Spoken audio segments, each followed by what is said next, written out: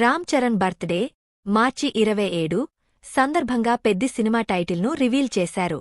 దాంతో పాటుగా 2 అద్భుతమైన పోస్టర్లను కూడా రిలీజ్ చేశారు. ప్రస్తుతం ఈ పెద్ది టైటిల్ 2 పోస్టర్లు సోషల్ మీడియాను ఊపేస్తున్నాయి. ఇక రామ్ చరణ్కు సెలబ్రిటీలు విషెస్ అందిస్తున్నారు.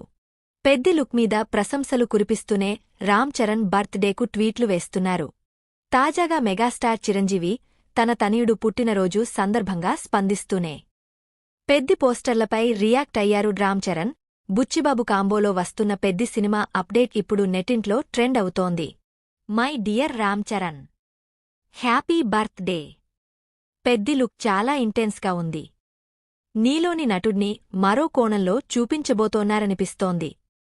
సినిమా లవర్స్కి, ఫ్యాన్స్కి పండుగలా ఉండబోతోందనిపిస్తోంది. త్వరగా తెరపైకి తీసుకువచ్చేసేయని చిరు ట్వీట్ వేశాడు. My dear brother Ram Charan, happy birthday.